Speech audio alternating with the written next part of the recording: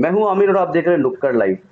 जिस तरीके से सोशल मीडिया पे एक वीडियो वायरल हो रही है जिसके अंदर जो गोवंडी न्यू संगम वेलफेयर सोसाइटी है, उसके एक पेज पे वीडियो वायरल हो रही है जहाँ पे 136 वार्ड नंबर के अंदर जो डिस्पेंसरी की शुरुआत हुई है उसको लेकर के जो है एक आर्ग्यूमेंट चल रहा है, उसकी वीडियो सोशल मीडिया पे वायरल हो रही है। हम बात करेंगे न्यू संगम वेलफेयर सोसाइटी के फैयाज शेख के साथ में कि क्या पूरा माजरा था और क्या-क्या इनके आरोप है।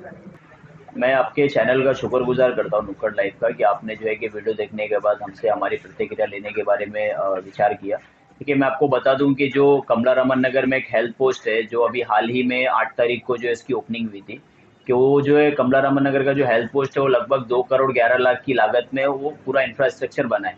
और बनने के बाद मैं कंटिन्यू मेरा डेली जो है कि वहाँ से गुजरना होता है और मैं डेली उसके ऊपर चौकसी करके रखा हूँ कि वहाँ पे डॉक्टर प्रॉपर आ रहा है कि नहीं, वहाँ पे जो कि हेल्थ की या कितनी फैसिलिटीज आई है वहाँ पर, उसके डेली मॉनिटरिंग कर रहा हूँ मैं। तो मैं परसों के दिन जब मैं वहाँ पर जाकर पहुंचा तो मैंने देखा कि लगभग कुछ 3 बजे का टाइम था।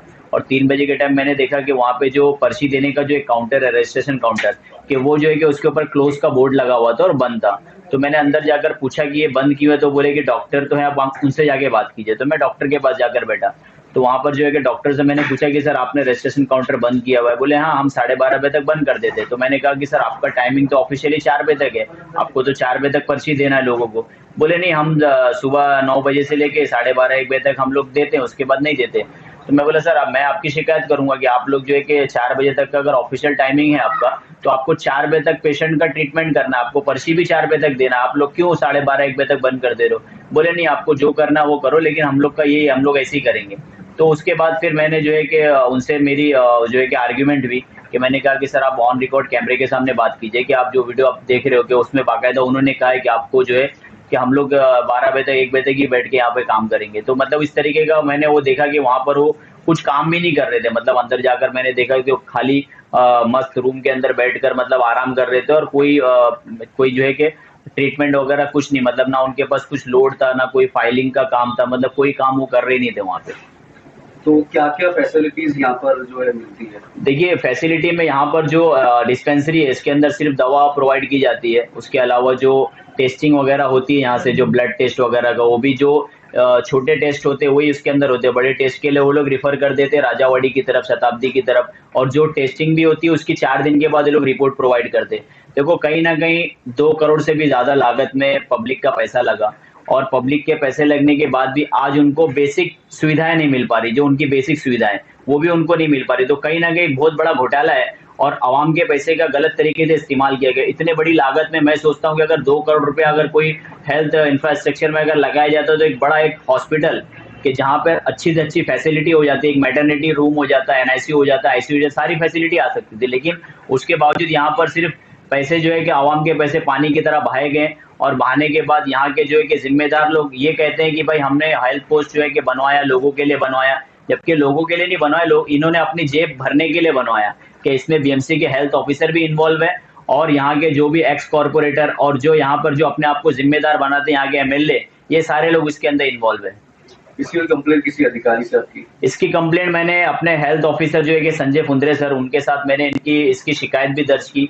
मैंने कहा कि सर इस तरीके का वायलेशन हो रहा है। तो उन्होंने मुझे बाकायदा कहा था कि फयाज के कभी भी ऐसा कुछ हो तो टाइम स्टैम्प कैमरे के साथ फोटो मेरे पास भेज देना। तो मैंने उनको वो कंप्लेंट फॉरवर्ड कर दी है। उनके ऊपर हो सकता है डॉक्टर के ऊपर एक्शन लिया जाए, और ये भी हो सकता है कि मतलब वो डॉक्टर यहाँ से शिफ्ट करके कहीं और उसको शिफ्ट किया जाए।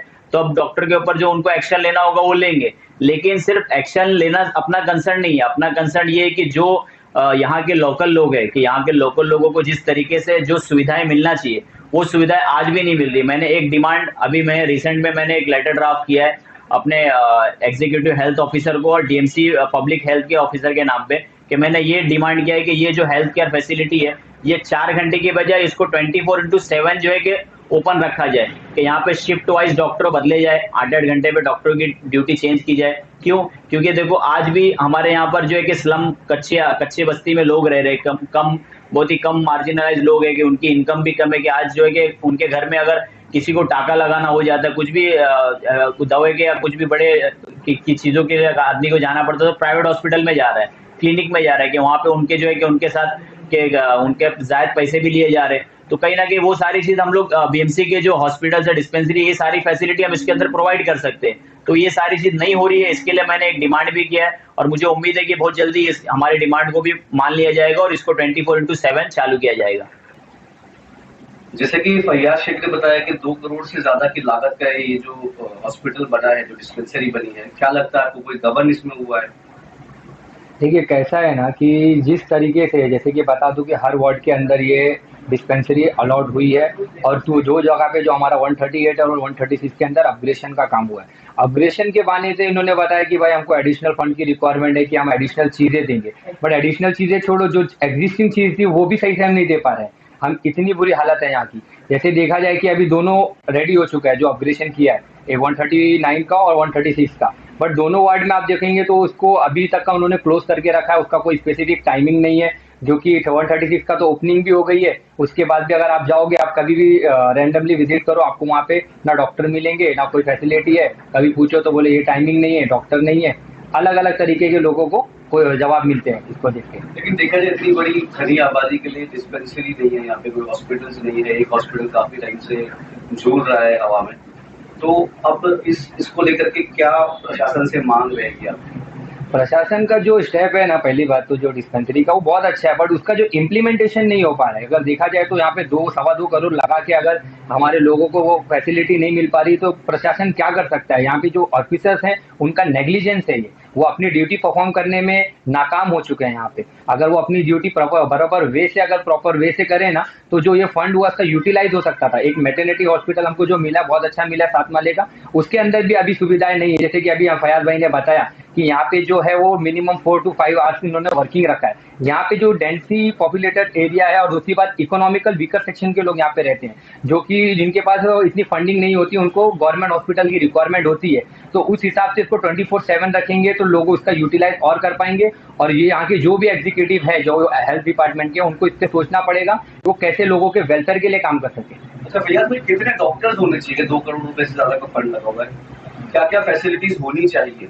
देखिए छोटी सी डिस्पेंसरी इलाके की है, एक इलाके की अगर डिस्पेंसरी हो तो मतलब देखो सबसे बेसिक चीज जो लोगों को जरूरत पड़ती है, अगर प्राइमरी सस्पेक्ट में अगर कोई भी डिसीज का ट्रीटमेंट करना हो, कि यहाँ पे ज्यादातर लोगों को मलेरिया, टाइफाइड, ये सब डिसीज ज्यादा होती है, तो प्राइमरी सेक्टर में उनको ब्लड टेस्ट की सबसे ज्यादा रिक्वायरमेंट होती है कि ब्लड टेस्ट सबसे प्राइमरी सेक्शन होता है। लेकिन वो तक का यहाँ पे मतलब ऐसा है कि वो चीजें भी प्रोवाइड नहीं की जाती है। अगर आदमी ब्लड टेस्टिंग के लिए भी जा रहा है यहाँ पर, तो ब्लड टेस्ट तो वो सैंपल तो कलेक्ट कर रहे हैं, लेकिन उसकी रिपोर्ट आने में 3 से 4 दिन लगा दे रहे। तो आदमी क्या कर रहा है कि वो जाके फिर प्राइवेट से जेब से पैसा खर्चा करके 1000 रुपए 2000 रुपए जेब से लगाकर वो प्राइवेट लैब से जाके अपना टेस्टिंग करवा रहा है। मतलब एक ऐसे सस्पेक्ट बीमारी जो इमीडिएट डिटेक्ट हो सकती है, ऐसी बीमारियों के ट्रीटमेंट के लिए भी लोग मजबूर होकर प्राइवेट जो है कि लैब का सहारा ले रहे हैं। तो कहीं ना कहीं ये सारी चीज तो फैसिलिटी प्रोवाइड की जा सकती है यहाँ पर, जो नहीं की गई है।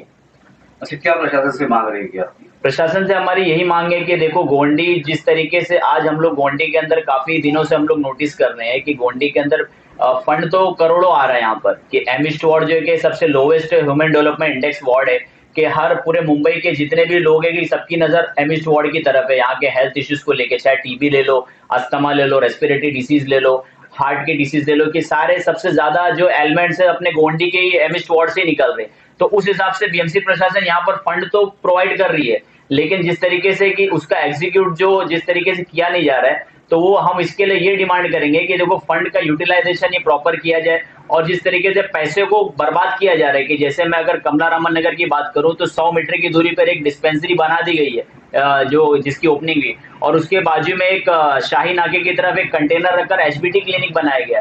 तो within 100 meter service facility तो सेम है, वहां पर भी डॉक्टर बैठ के सिर्फ दवा दे रहा है, यहाँ पर भी डॉक्टर बैठ के दवा दे रहा है, लेकिन इंफ्रास्ट्रक्चर एक ही पर्पस के लिए 2 चीजों का इंफ्रास्ट्रक्चर यूज हो रहा है। तो कहीं ना कहीं हमारा मेंटेनेंस बढ़ रहा है, डॉक्टर का एक्सपेंडिचर बढ़ रहा है। तो वो चीजें हम एक ही यूनिट में भी हम कर सकते हैं, कि जिस तरीके से वहां पर जो डॉक्टर बैठते हैं उसको कंबाइन करके हम लोग यहाँ पर जो हेल्थ डिस्पेंसरी है इसमें मर्ज करके वो कॉमन यूनिट में हम चला सकते हैं। लेकिन उसके बावजूद क्या किया जा रहा है कि उसी चीज को 2 जगह पे डिवाइड करके चलाया जा रहा है। तो कहीं ना कहीं एक फंड का मिसयूज किया जा रहा है, कि जिससे यहाँ के हेल्थ ऑफिसर को फायदा पहुंच रहा है और उससे जो डॉक्टरों की जो टीम है उनको फायदा पहुंच रहा है, और उसके अलावा जो वहां पर जो वार्ड बॉय जितने भी लोग हैं उनको फायदा पहुंच रहा है। बाकी पब्लिक को कोई फायदा नहीं हो रहा है, इससे पब्लिक का नुकसान हो रहा है। तुम बोल रहे हो कि 12:30 बजे तक का टाइम है, जबकि ऑफिशियली 4 बजे का टाइम है। 4 बजे तक आपको ड्यूटी देना है। दवा खाने का नहीं, पेपर देने का टाइम 4 बजे तक है। बोलो 4 बजे तक नहीं है, नहीं है 4 बजे तक टाइमिंग। मतलब आपको यहाँ पे 4 बजे तक रुकना नहीं है। अरे तो रुका हो ना होगा, ऐसे क्या कर रहे हैं आप? तो रुकने का मकसद होता है ना भाई, पेशेंट आ रहा है तो उसका ट्रीटमेंट भी होना चाहिए ना। रिपोर्टिंग भी रहता है, हमारा रिपोर्टिंग कितना है वो पता है? कितना रिपोर्टिंग है? हाँ तो है ही। कितना रिपोर्टिंग है? अरे कितना है वही तो पूछ रहा हूँ मैं, कितना रिपोर्टिंग है? ऐसे ही 2-3 ऐसा बताओगे आप? नहीं कितना है, मैं तो देखा आप बैठे हो खाली फुर्सत में, आपको काम है तो मैं तो देख रहा नहीं हूँ आप यहाँ पे कुछ काम कर रहे हो बैठ के। तो आप आ रहे हैं तभी तो करना चाहिए, ऐसा थोड़ी है। नहीं आप बता रहे हो ना, आप देखिए, आप सुपरवाइजर नहीं है हमारे बॉस, आपको कुछ मैं यहाँ का सिटीजन हूँ, जो कुछ भी रहेगा, मैं सिटीजन हूँ, सुनो ना, मैं सिटीजन हूँ, ये मेरा राइट्स है कि मैं आके देख सकता हूँ, ये मेरी प्रॉपर्टी है, ये आपकी भी नहीं। आप एम्प्लॉय हो यहाँ के, आप सर्वेंट हो, आप एज अ पब्लिक सर्वेंट हो, आप you are not owner of this property and I am the citizen, I am all having all the rights to argue and ask whatever the transparency and the accountability. हमको पता ही नहीं पता आपको? ठीक है रुको अभी, हमको पता ही नहीं पता आपको? ठीक है रुको अभी, हमको पता ही नहीं पता आपको? ठीक है रुको अभी।